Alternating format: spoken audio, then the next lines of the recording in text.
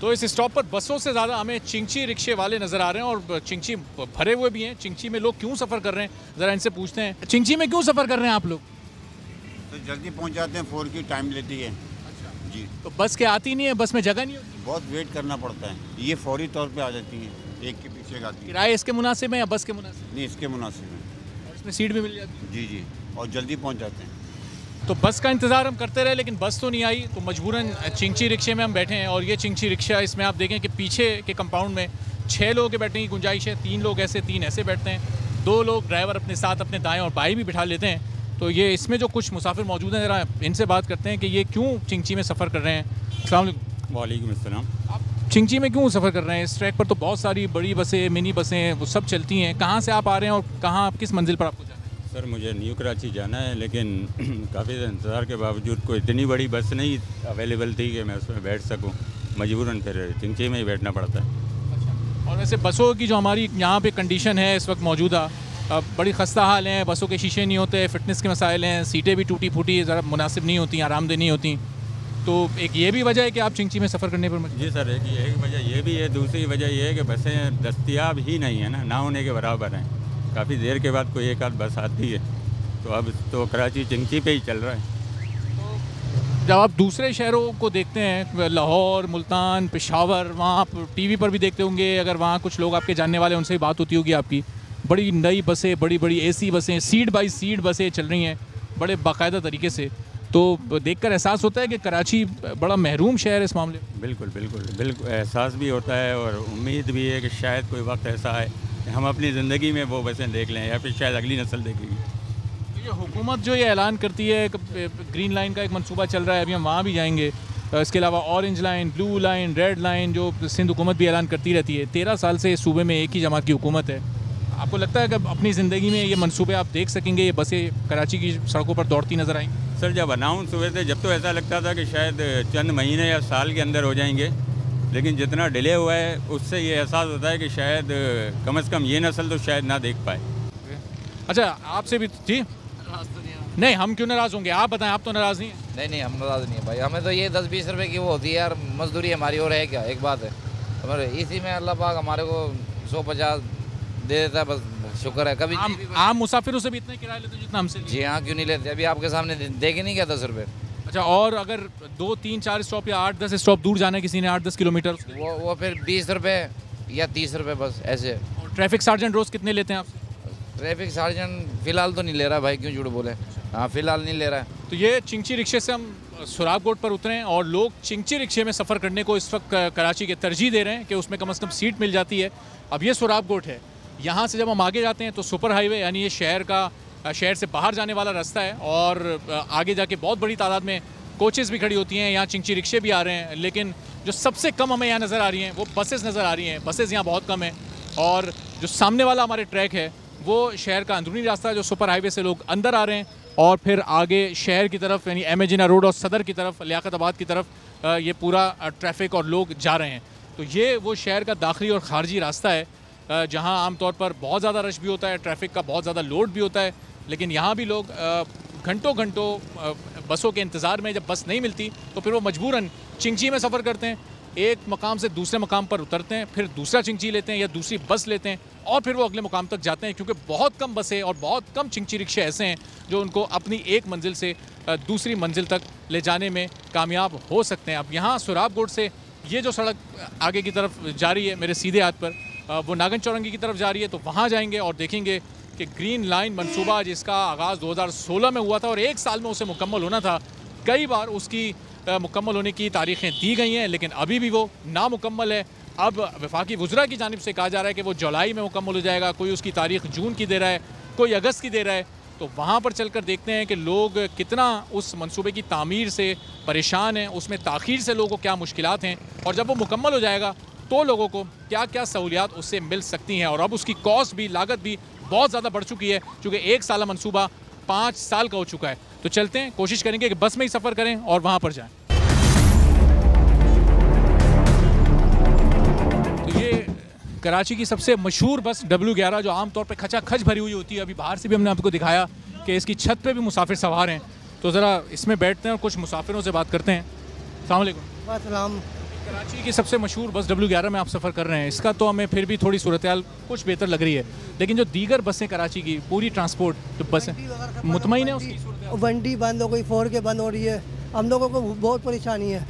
ये नसीम हुकूमत ने वादा किया था, हम लोग कहते कि हमने 400 गाड़ियाँ लेके आएंगे, अभी तक गाड़ी नहीं लेके आए लोग। और इमरान खान ने बोला था कि हम ग्रीन बस को स्टार्ट करेंगे, अभी तक स्टार्ट ही नहीं हुई है और इसको फ़ौरन स्टार्ट करना चाहिए। और आपका चैनल माशाल्लाह से अच्छा बोल चैनल। क्या समझते हैं आप, ग्रीन लाइन मुकम्मल हो जाएगा अभी? नहीं, मुझे कोई उम्मीद नहीं है किससे, सिंध हुकूमत से या इमरान खान से? सर चोर सब, एक चोर गया दूसरा आ गया बस। मैं सरजानी से जाता हूँ T10 में और रोज़ाना 60 रुपये जाता हूँ लियाकताबाद के। वो 60 जी एक रूट वापस आने के फिर 60? जी 60 रुपये। 120 यानी महीने के आप 6,500 रुपये के? जी आप बताएं ना आप। तो ये एक आम आदमी महीने के 6,500 रुपये सिर्फ चिंची और बसों की नज़र, आमदनी भी नहीं है जितनी किराए में चली जाती है, इतना ये कमाते भी नहीं है, उतना ये इन रिक्शों के और बसों के किरायों में दे देते हैं। अब हमने देखा था कि छतों पर भी कुछ मुसाफिर सवार थे, कंडक्टर साहब से भी थोड़ी बात करते हैं कि ये छतों पर क्यों मुसाफिर सवार हैं। अरे जब बसों में जगह मौजूद है अंदर, अभी हम देख रहे हैं सीटें भी हैं, खड़े होने की भी जगह, पर छत पे लोग क्यों बैठे हैं? साथ में बस शौक से बैठ जाते हैं हवा खाने। हाँ, तो ये इस पे तो आपका चालान भी हो जाता है? खाली चलान 15 रोड पे होता है, इधर छूट है थोड़ी सी। जहाँ छूट है वहाँ फ़ायदा उठा ले। थोड़ा सा करना पड़ता है ना पेट के लिए तो करना पड़ता है ना। तो ये ग्रीन लाइन मंसूबा बनाने की ज़रूरत आखिर पेश आई क्यों? इसकी वजह यह है कि कराची की आबादी जो कि मरदमशुमारी के मुताबिक 1,60,00,000 और जो दर हकीकत ये आबादी एक मोहतात अंदाजे के मुताबिक 2.5 से 3 करोड़ है। इस वक्त आप बस पर सड़क पर ट्रैफिक का एक हुजूम आप देख रहे हैं, मोटर बाइक्स गुजर रही हैं, गाड़ियाँ गुजर रही हैं, चिंची रिक्शे भी गुजर रहे हैं, इसके अलावा एम्बुलेंसेज भी गुजर रही हैं, लेकिन नहीं गुजर रही, हैवी ट्रैफिक भी गुजर रहा है, लेकिन पब्लिक बसें नहीं गुजर रही। ये देखिए आप दौरानिया एक बस से गुजरने का दूसरी बस तक, इस वक्त जो आपको मनाजिर दिखाई दे रहे हैं इस सड़क पर, कहीं दूर दूर तक हमें कोई बस नज़र नहीं आ रही। इस दौरान बहुत सारे स्टॉप्स हैं जहां लोगों का हुजूम लगा हुआ है जो बसेस के इंतज़ार में हैं, और कोशिश उनकी होती है जब कोई एक बस आकर रुकती है कि वो तमाम के तमाम लोग उस बस में चढ़ जाएं, लेकिन उसमें बहुत महदूद तादाद में ही लोग चढ़ सकते हैं। वो दूर आपको एक बस आती दिखाई दे रही है, ये बस अभी यहाँ से गुजर जाएगी और उसके बाद आपने ये नोट करना है कि अगली बस कितनी देर में आती है। एक बस से दूसरी बस का ये जो दौरानिया है ये बहुत तवील होता है, ये स्टॉप पर खड़े लोगों के लिए बहुत अजियतनाक होता है। कुछ लोग तो इस बस में सवार होकर आगे की तरफ चल देते हैं, लेकिन जो रह जाते हैं उनकी उम्मीद फिर अगली बस से बंध जाती है कि वो कितनी देर बाद आएगी। इस दौरान कुछ लोग अपने कामों पर लेट पहुंचते हैं, जिन लोगों को दूसरी जगह पर ज़रूरी कामों से पहुंचना होता है वो वहां पर देर उनको हो जाती है और इंतहाई अजियत का शिकार वो लोग ख़ुद को महसूस करते हैं। अब ये आप एक बस गुजर चुकी है, लेकिन इस एक बस के गुजरने के बाद अब इस पूरे रोड पर जहाँ तक हमारी ये नज़र जा रही है वहाँ तक हमें दूसरी बस नज़र नहीं आ रही। अब इतनी देर के बाद काफ़ी मिनट गुजर चुके, 4 से 5 मिनट, और उसके बाद बहुत दूर एक बस आती दिखाई दे रही है। तो ये है दौरानिया इन दो बसों का, एक बस गुजर गई और उसके 4 से 5 मिनट के बाद दूसरी बस आई। और ये जो बस है ये वो पिछले रूट वाली नहीं है, ये दूसरे रूट वाली बस है, यानी इसमें वो मुसाफिर सवार नहीं हो सकते जो पिछली बस में सवार होने से रह गए थे, उनके लिए अभी इंतज़ार और तवील है। तो इसीलिए लोगों की उम्मीदें बहुत ज़्यादा इस ग्रीन लाइन मंसूबे से जुड़ गई हैं कि ये जब आगाज़ होगा बड़ी शिद्दत से लोगों को इस मंसूबे का इंतज़ार है कि किसी तरह इनकी सड़कों पर भी लाहौर की मेट्रो बस, मुल्तान की मेट्रो बस और पेशावर की BRT की तरह की ये बस ग्रीन लाइन यहाँ पर जल्द चले। अब आप देखें उस एक बस के गुजरने के बाद ये दूसरी बस कितनी देर में आई। इस बस से ज़्यादा इस ट्रैक पर ट्रक गुजर चुके, सैकड़ों गाड़ियाँ गुजर चुकी हैं, हज़ारों मोटरसाइकिलें गुजर चुकी हैं, सैकड़ों रिक्शे गुजर चुके हैं। लेकिन ये सिर्फ इस ट्रैक का हाल नहीं बल्कि हर ट्रैक का कराची की यही हाल है। जितने मुसाफिरों से हमने बात की वो भी यही कहते हैं कि बहुत सारी ऐसी बसें जो पहले हुआ करती थीं, जिनके मुख्तलिफ नाम हुआ करते थे, वंडी, 4K और इस तरह के कई नाम, जिसमें माजी में हम भी सफ़र किया करते थे, हाल में बहुत सारे दूसरे मुसाफिर सफ़र कर रहे हैं, वो बसें ख़राब होकर बंद पड़ी हैं। मुख्तलिफ टर्मिनल्स पर ख़राब बसों की सूरत में वो खड़ी हैं और जो मुख्तलिफ हादसात कराची की एक तारीख़ रही है, पेश आते रहे हैं, उसमें वो जलाओ घेराव में काम आ गई, उनको जला दिया गया।